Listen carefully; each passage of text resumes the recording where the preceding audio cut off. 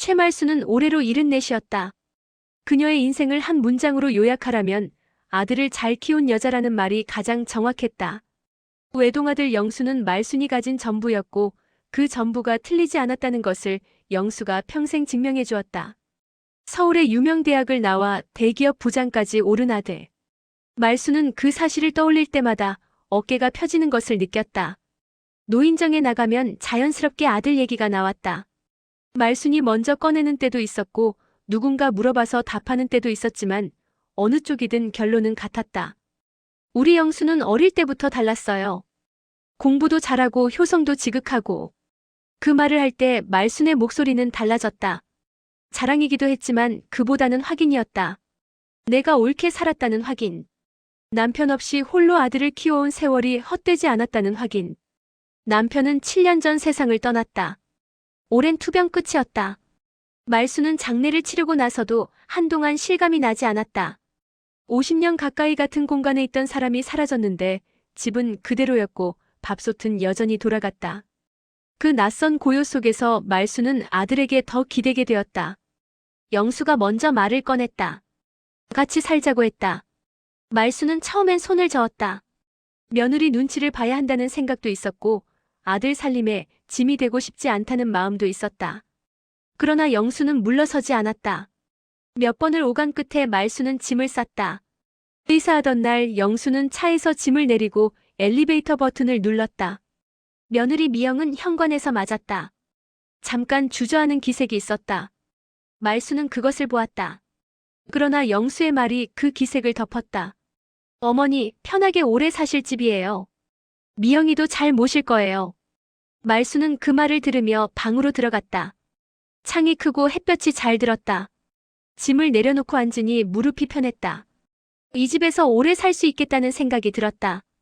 자식 교육을 제대로 시켰다는 자부심이 가슴에 찼다. 저런 아들을 키워냈으니 인생을 잘못 산 것은 아니었다. 말순은 그렇게 생각했다. 그 생각이 흔들리기까지는 시간이 그리 오래 걸리지 않았지만 그날의 말순은 그것을 알지 못했다. 며느리 이미영은 나쁜 사람이 아니었다. 말순도 처음부터 미영이 싫었던 것은 아니었다. 결혼 초에는 살갑지는 않아도 성실한 며느리라고 생각했다.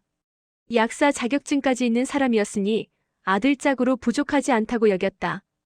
그런데 같은 지붕 아래 살게 되면서 달라졌다. 매일 보니 눈에 거슬리는 것들이 생겼다. 처음엔 작은 것이었다. 아이고, 상추를 이렇게 대충 씻어놨어? 미영은 대꾸하지 않았다. 다시 씻었다. 말순은 그 모습을 보며 생각했다. 처음부터 제대로 하면 될 것을 왜 두 번 일을 만드나. 그 생각이 다음 말을 불렀다. 국이 싱거워. 소금을 더 넣어야지. 미영은 그날도 아무 말하지 않았다. 소금을 조금 더 넣었다. 말순은 그 침묵이 순종인지 무시인지 알 수 없었다. 알 수 없으니 더 신경이 쓰였다. 아이들 옷을 비싼 브랜드로 사입히는 것도 마음에 들지 않았다. 손주들이 예쁜 것은 알지만 그 돈이면 다른 데 쓸 수 있었다. 말순은 그것도 한마디 했다. 미영은 그때도 대답하지 않았다. 조용히 아이 방으로 들어갔다. 그 침묵이 말순에게는 벽처럼 느껴졌다. 반박도 없고 사과도 없었다. 잘못했다는 말도 억울하다는 말도 없이 그냥 들어가 버리는 며느리가 답답했다. 차라리 한마디 하면 풀릴 텐데. 그렇게 생각하면서도 그 한마디가 어떤 것이어야 하는지는 생각하지 않았다. 영수가 가끔 말렸다. 어머니, 미영이한테 좀 그만 그러세요. 그 말이 말순에게는 더 날카롭게 들렸다. 아들이 제 편이 아니라는 것이 서운했다. 아니, 서운한 것을 넘어 억울했다. 내가 아내 편만 드니? 내가 너 키우느라 얼마나 고생했는데. 영수는 그 말에 더 이상 아무 말도 하지 못했다. 말순은 그것이 자신이 옳다는 증거라고 생각했다. 아들도 할 말이 없으니 입을 다무는 것이라고. 그러나 그것은 착각이었다. 영수는 할 말이 없는 것이 아니었다. 할 말이 너무 많아서 그것을 꺼냈다가 무너질 것 같아서 입을 다물고 있었다. 말순은 그것을 몰랐다. 아들의 침묵과 며느리의 침묵이 같은 종류라는 것을 그때는 알지 못했다. 불만은 쌓였다. 말순의 눈에 미영은 날이 갈수록 모자란 며느리였다. 집안일은 대충이고 아이들 교육은 헤프게 돈을 쓰고 시어머니 앞에서는 말 한마디 없이 사라지는 사람. 그리움이나 정이 붙을 자리가 없었다. 같은 집에 살수록 거리는 더 멀어졌다. 미영도 느끼고 있었을 것이었다. 그러나 두 사람 사이에는 그것을 꺼내놓을 식탁이 없었다. 말은 쌓였고 쌓인 말은 언젠가 터질 자리를 찾고 있었다. 12월이었다. 연말 특유의 들뜬 분위기가 거리를 채우고 있었지만 집안은 달랐다. 말순과 미영 사이의 공기는 이미 오래전부터 차가웠고 그 차가움에 두 사람 모두 익숙해져 있었다. 익숙해졌다는 것이 오히려 위험한 상태였다. 팽팽하게 당겨진 것은 언제든 끊어질 수 있었다. 그날은 평범한 저녁이었다. 미영이 부엌에서 저녁 준비를 하고 있었다. 도마 소리가 규칙적으로 들렸고 냄비에서 김이 올라왔다. 말수는 거실에 앉아 있다가 무언가 생각난 듯 일어섰다. 약이었다. 어제까지 찬장 위에 두었던 소화제가 보이지 않았다. 말수는 부엌으로 들어가 찬장 문을 열었다. 이쪽 저쪽 뒤졌지만 없었다. 그녀의 눈이 미영에게로 향했다. 어디 갔지?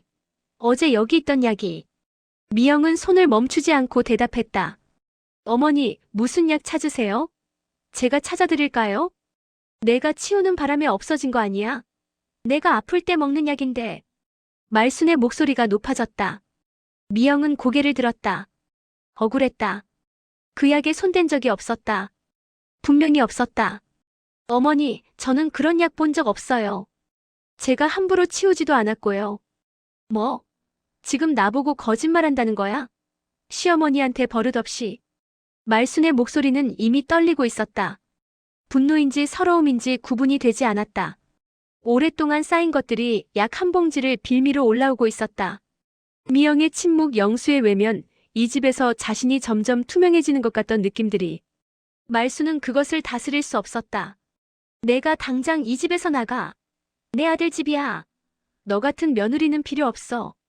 말이 나오고 나서야 말순은 자신이 무슨 말을 했는지 알았다. 그러나 되돌릴 수 없었다. 말은 이미 부엌 안에 가득 찼다. 미영의 얼굴이 하얗게 질렸다. 그녀는 들고 있던 뒤집개를 조리대 위에 내려놓았다. 앞치마끈을 풀었다. 아무 말도 하지 않았다. 그 침묵이 어떤 말보다 무거웠다. 미영은 돌아서서 부엌을 나갔다. 말수는 그 자리에 서 있었다. 냄비에서 국물이 넘치기 시작했다. 그녀는 가스불을 껐다. 그것밖에 할 수 없었다. 그날 밤 미영은 아이들을 데리고 친정으로 갔다. 영수는 아이들 가방을 챙겨주고 택시를 불렀다. 말수는 방에서 그 소리를 들었다. 현관문이 닫히는 소리가 났다. 집이 조용해졌다. 냄비는 식어 있었고 도마 위에는 다 썰지 못한 두부가 남아 있었다. 말수는 불을 끄지 않은 채 오래 앉아 있었다. 입안에서 자꾸 그 말이 맴돌았다. 나가. 나가. 내 아들 집이야. 자신이 한 말인데 낯설었다. 낯설었지만 주워 담을 방법은 없었다. 며칠이 지났다. 미영과 아이들은 돌아오지 않았다. 영수는 출근하고 퇴근했다. 밥은 먹는 둥 마는 둥이었고 말순과 눈을 마주치는 일이 없었다. 집안은 조용했다. 아이들이 없으니 저녁 시간이 길었다. 말순은 거실에 앉아 텔레비전을 켜놓고 있었지만 무엇이 나오는지 보이지 않았다. 영수가 말순 앞에 앉은 것은 미영이 떠난 지 나흘째 되던 저녁이었다. 그는 소파 앞 바닥에 무릎을 꿇었다. 말순은 그 모습을 보고 가슴이 내려앉았다. 아들이 무릎을 꿇는 것을 본 것이 언제였는지 기억이 나지 않았다. 어머니, 저는 미영이랑 아이들 가는 쪽으로 하려고 합니다. 말순은 말문이 막혔다. 잘못 들은 것이라고 생각했다. 그러나 영수의 표정은 흔들리지 않았다. 뭐? 내가 어떻게 해? 어머니, 저는 20년 동안 어머니와 아내 사이에서 너무 힘들었어요. 영수의 목소리는 낮았다. 떨리지도 않았다. 오히려 그 차분함이 말순의 심장을 더 세게 눌렀다. 오랫동안 준비한 말처럼 들렸다. 어쩌면 정말 그랬을 것이었다. 미영이는 참고 또 참았어요. 이제는 제가 미영이 편을 들어줄 때가 된 것 같아요. 내가 너를 위해 얼마나 희생했는데 내가 나를 버리겠다는 거야? 말순의 목소리가 높아졌다. 눈물이 나오려 했다. 억울했다. 평생을 아들 하나 바라보고 살아왔는데 그 아들이 지금 무릎을 꿇은 채 자신을 떠나겠다고 하고 있었다. 어머니를 버리는 게 아니에요. 다만 저만의 가족을 지키려는 거예요. 영수는 말순의 눈을 바라봤다. 그 눈에 눈물이 맺혀 있었다. 아들도 울고 있었다. 그러나 결심은 바뀌지 않을 것이었다. 말순은 그것을 느꼈다. 어머니 생활비는 제가 계속 드릴게요. 하지만 같이 살 수는 없어요. 말순은 더 이상 말을 잇지 못했다. 무슨 말을 해야 할지 알 수 없었다. 미안하다고 해야 하는지, 그래도 내 편을 들어달라고 해야 하는지. 어떤 말도 목 밖으로 나오지 않았다.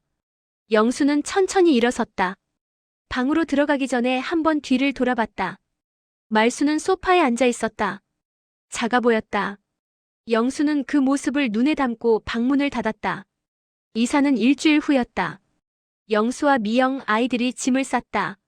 말수는 방에서 나오지 않았다. 박스 테이프를 뜯는 소리, 짐을 끄는 소리, 아이들이 오가는 발소리가 벽을 통해 들려왔다. 그 소리들이 하나씩 줄어들다가 결국 현관문이 닫혔다. 집이 조용해졌다. 말수는 방문을 열었다. 거실은 그대로였다. 소파도 텔레비전도 벽에 걸린 시계도. 그러나 무언가 다 빠져나간 것 같았다. 공기가 달랐다. 말수는 거실을 천천히 가로질러 부엌으로 갔다. 냉장고 문을 열었다. 반찬통 몇 개가 가지런히 놓여 있었다. 미영이 채워놓고 간 것이었다. 그녀는 냉장고 문을 닫지 못하고 한동안 서 있었다. 영수가 떠난 첫날 밤 말수는 잠을 이루지 못했다.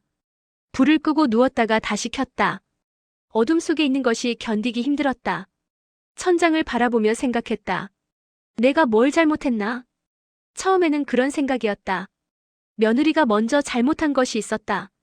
약을 치웠든 안 치웠든 그 집에 들어온 이후로 미영이 자신을 불편하게 만든 것은 사실이었다. 말수는 그 생각을 붙잡으려 했다. 그러나 시간이 지날수록 붙잡기가 어려워졌다. 아침이 되면 부엌이 조용했다. 미영이 이른 시간부터 움직이던 발소리가 없었다. 냄비 뚜껑 부딪히는 소리, 냉장고 열리는 소리, 아이들 깨우는 목소리. 그 소리들이 살아있을 때는 시끄럽다고 생각했다. 이제는 그 자리가 너무 컸다. 저녁이 더 힘들었다.